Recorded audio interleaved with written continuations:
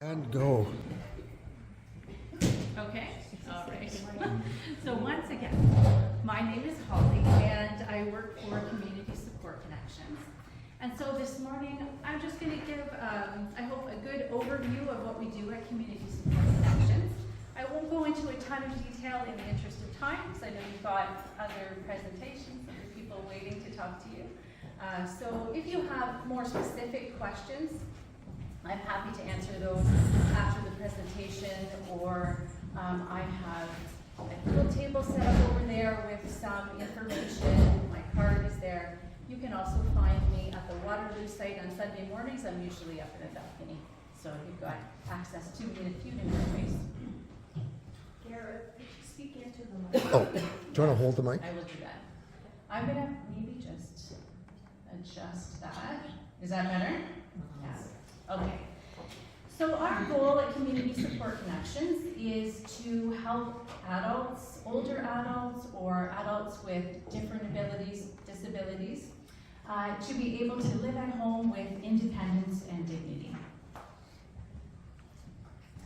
Okay, we provide non-medical support to people living in the area on the map here. So that's Kitchener, Waterloo, Cambridge, North Dumfries, which includes Ayr.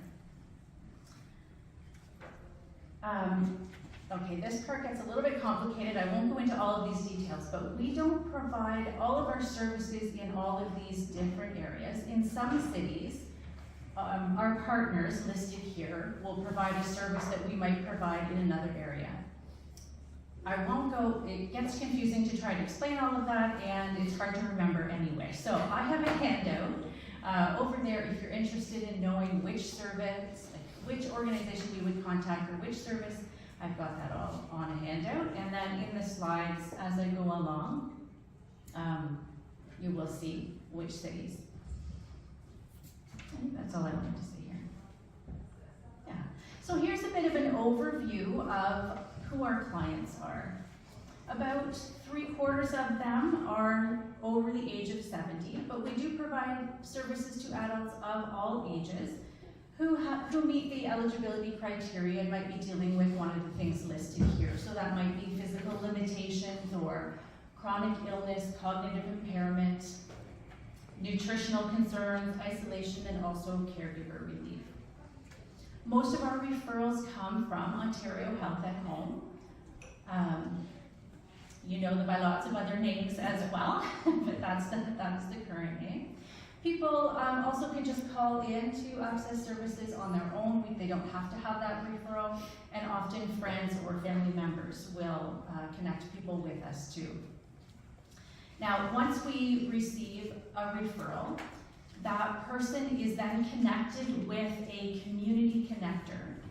And that's a staff member who is assigned to their neighborhood, who will go out to their home to do an intake, to meet with them, explain the services, do an assessment, and get them set up with services that we provide.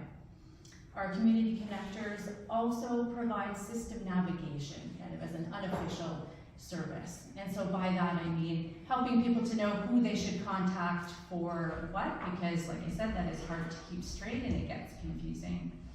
Our connectors can also make referrals to other agencies if people need help with a service that we don't provide. Okay, so here are our services, and they fall under these 4 different areas: nutrition, physical health, social well-being, and health at home. So our physical health services, which I will get into, these are our exercise programs, and most of the social well-being programs are free. The transportation program, however, there's a fee for that, and also there's a fee for our nutrition-based programs and help at home. We do have a sliding scale that the majority of times we're using that sliding scale for the fees for those services so that people are paying according to their income. We try to make it affordable for everyone who needs the services.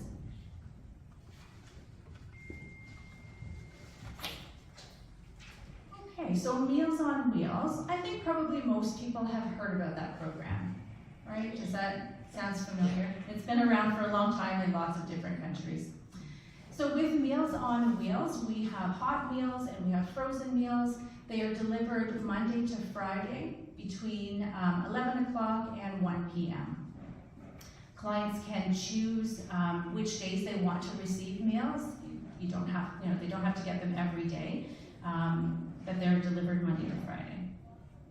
There's lots more I could say about Meals on Wheels, but I'll move on with that. I will just say that obviously the food for the meal is important, and that's mostly why people are getting them. But also I hear from clients all the time that interaction with the volunteer who delivers the meal is also very important. Partly as a social interaction, and then there is also the safety component there too, where there's someone checking on that person. And sometimes that is actually very, very important. I've heard 2 times this week already about how that has saved someone's life, just to have that check-in. And also, we are always looking for volunteers to deliver Meals on Wheels. Just a little plug there. If you're interested in that, just let me know or give us a call. Okay. Okay, grocery shopping. So for this service, there are 3 different options depending on the amount of assistance a person might need. So if someone is very independent and they just need a ride to the grocery store, we can do that. We also have assisted grocery shopping where someone can go with the person into the store to do the shopping with them.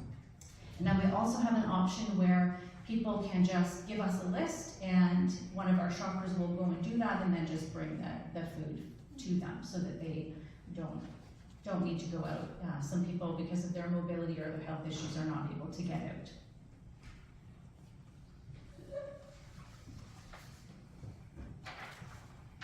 Okay, and our exercise programs.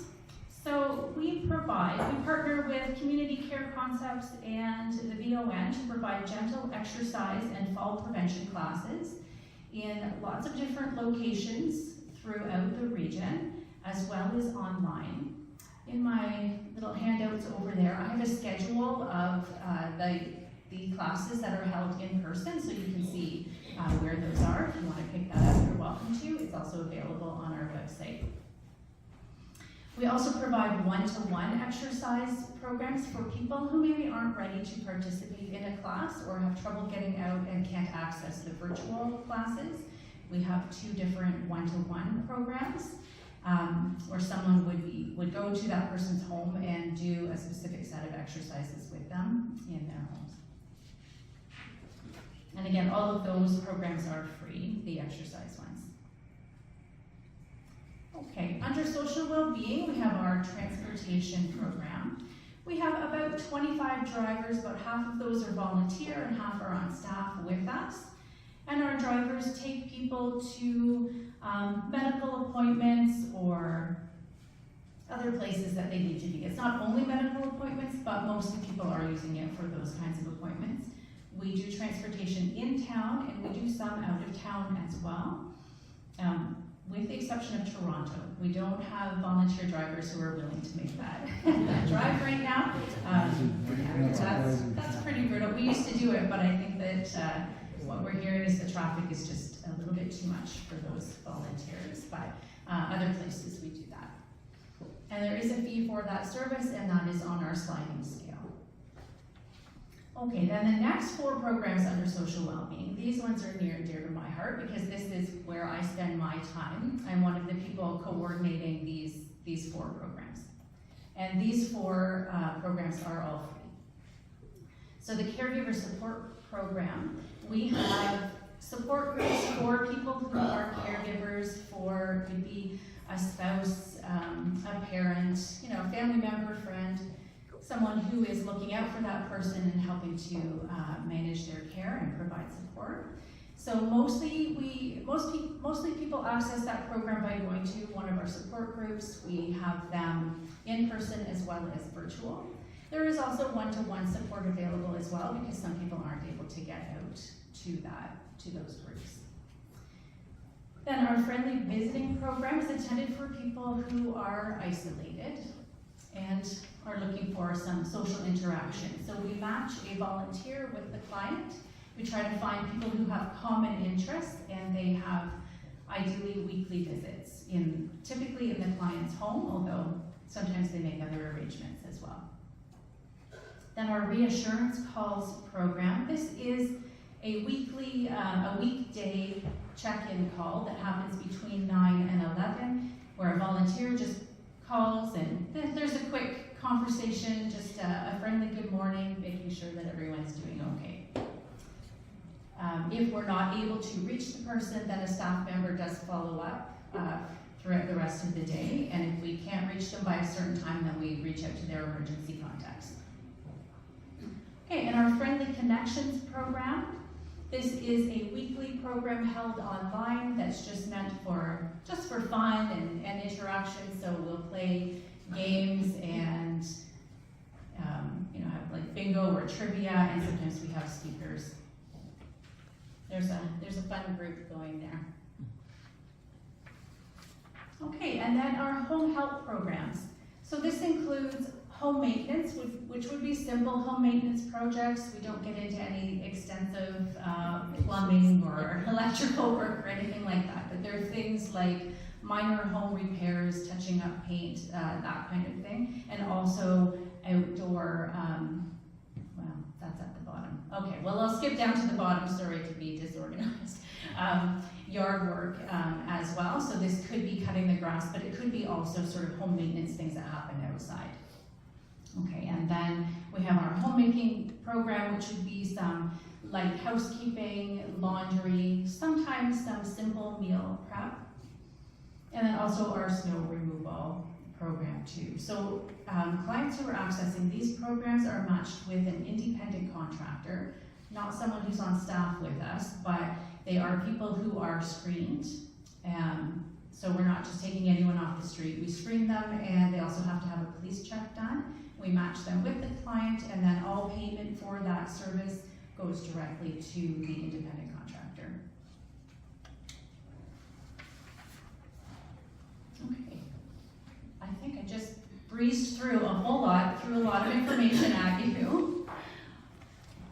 I don't know if we have time for questions now, Sure. or, okay, yeah, if there are any questions, I'm happy to answer that. I hope it made some sense. Like I said, I just kind of threw all that information out at you. So the snow removal, Mm-hmm. so what is the difference going through your organization or just calling someone who does that? Yeah, I don't know if everyone heard the question. Donna was asking what would be the difference between using our snow removal program versus calling like a private company that does that. Cost is the big difference. So for our service, it would be $22 an hour.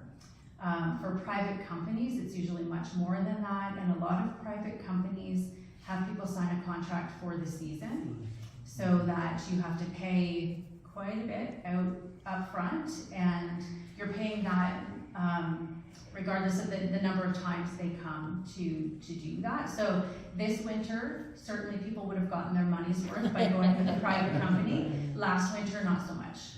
Yeah, and some people either don't want to or just don't have the money to put that up front like that, and they prefer to pay per time that they're using the service. So I've got a question. I started the home care program in Windsor, CCAC, LINS, whatever.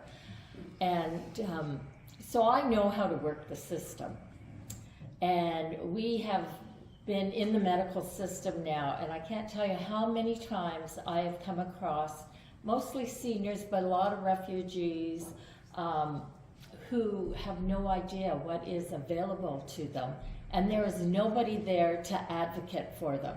So there are instances where you can fight back and say, no, I'm entitled to this. So how is this getting out, the word of all these services? Because these are necessary services, and people should know about them. People should not be relying on cat food to get through their days. These are very valuable services. So how is this getting out? How does this word, is it with the liaison nurses at the hospital from CCAC? Do the hospitals provide it? How do they get this? Is it Catherine? Yes. Yeah. So I don't know, did everyone hear Kathy's question? Okay. So I mean, doing presentations like this, we try to get the word out that way through the community. Hospitals do also know about us and will often refer. Ontario Health at Home refers, other agencies, Luther Wood often will refer to us. CJI knows about us a lot, so we get the word out through other service providers as well. But there are still people who do not, and you're right, refugees, new immigrants, I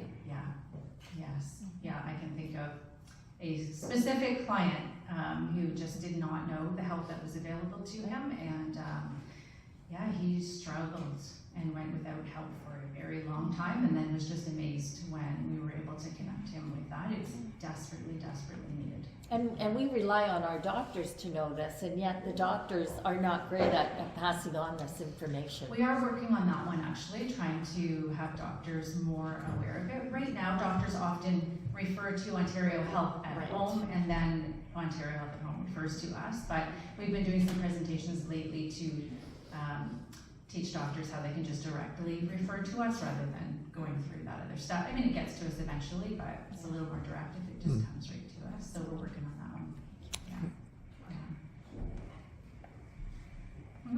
I'm just curious about, in the case of newcomers or refugees, is there a translation service provided if they don't know the language?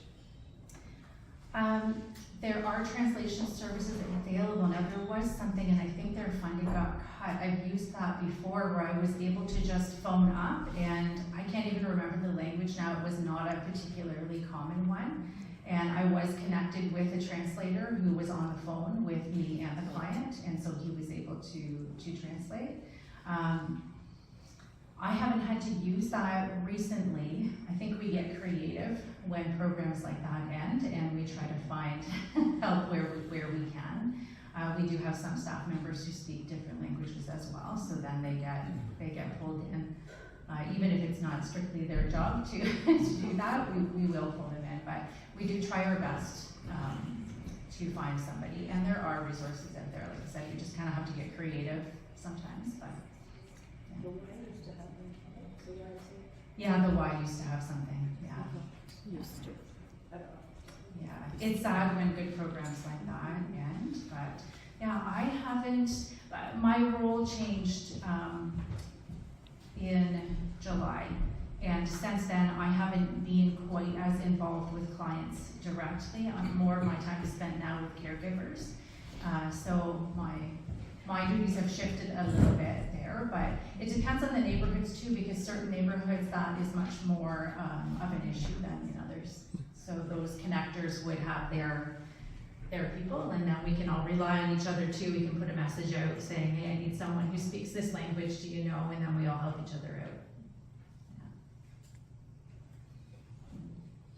Okay, thank you very much. Let's give her a hand.